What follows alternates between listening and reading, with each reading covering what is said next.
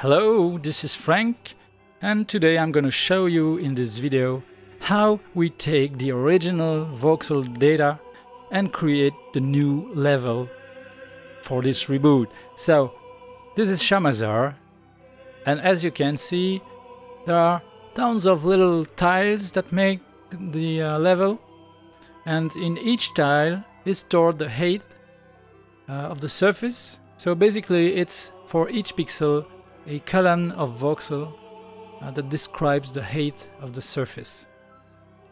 And this is for example a rock formation and the associated height tile which is stored in a TGA file. Not only the rock formation can be made with voxels like this, but also the walls, as can be seen here. And also over there on the dock.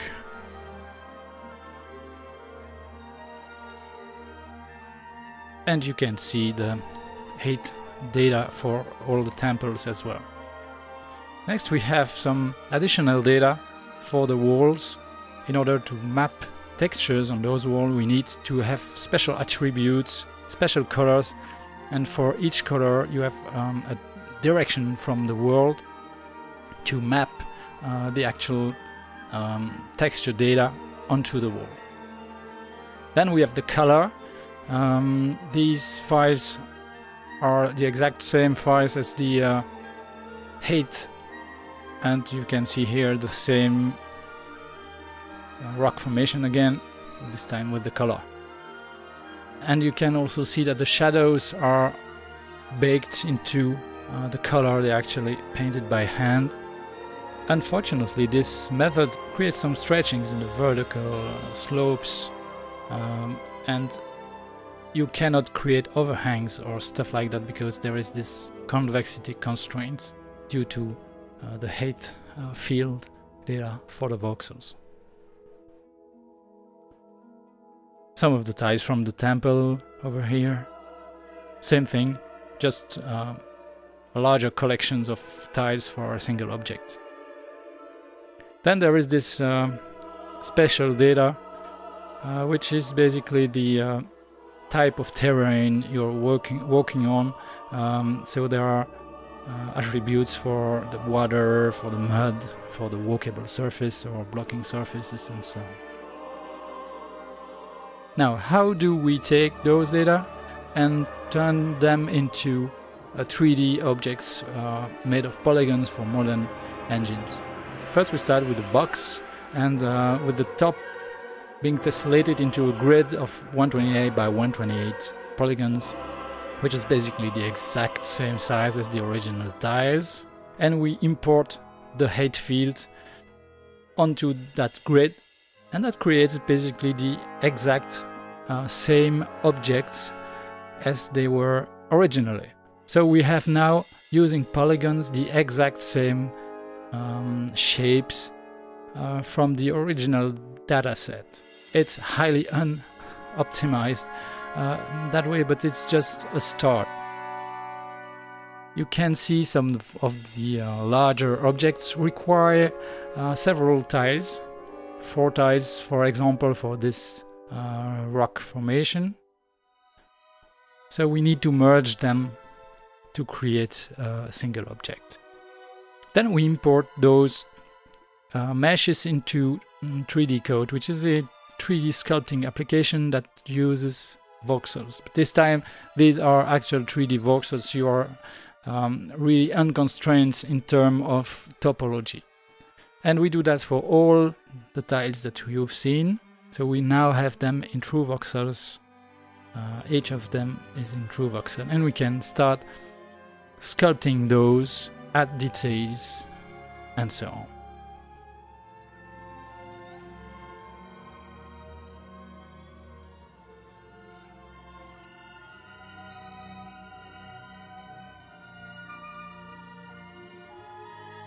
Then we import the result of resculpt into Maya again, and we have basically final object in terms of polygons.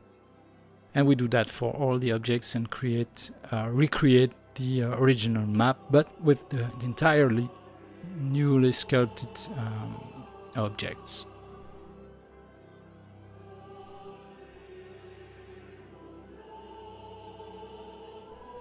Now we want to put textures on those objects, and we are using a special shader to do that.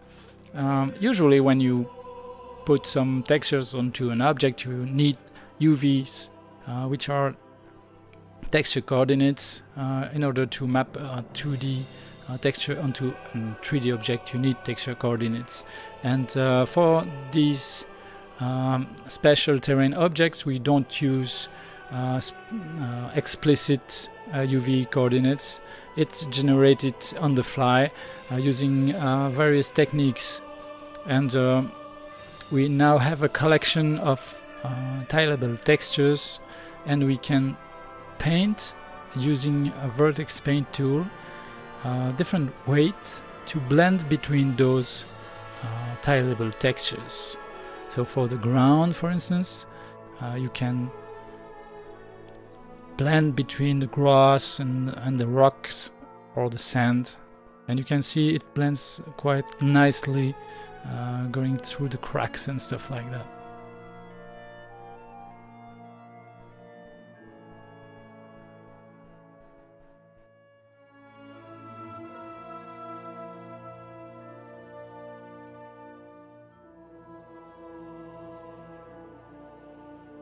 You can blend between different textures, and you can also tint the textures. For instance, the grass can be made more yellow, or it can be made more bluish.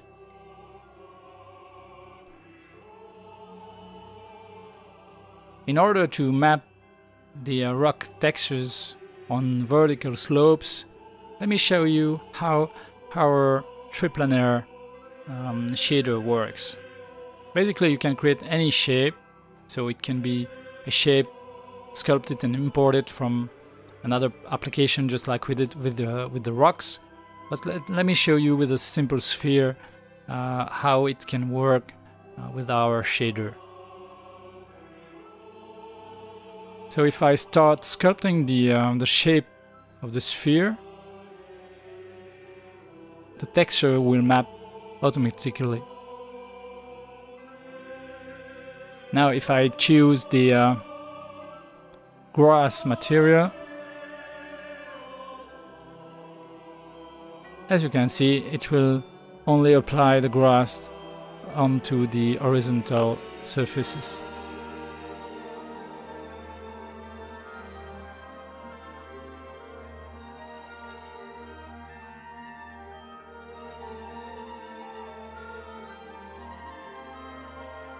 The same goes for the sand.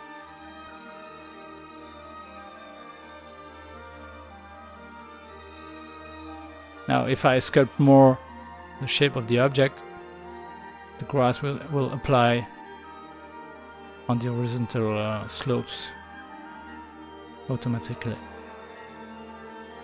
So it's a kind of nice way to quickly texture large surfaces. We can focus more on the quality of the textures.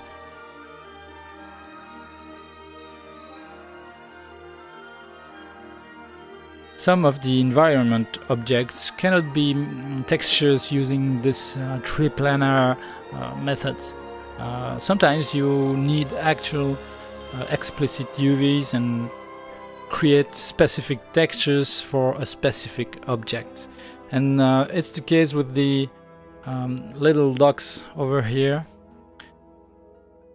So I start with the original tile, convert those to voxel, and then start sculpting more detail using the sculpting tool. We are using a variety of sculpting tools such as Mudbox, ZBrush, and 3D Code. It all depends on the kind of object you want to make. Then those sculpts are baked into textures, normal map textures, and we paint on top of that the diffuse and other attributes for specular and so on. And then integrate back the object into the level.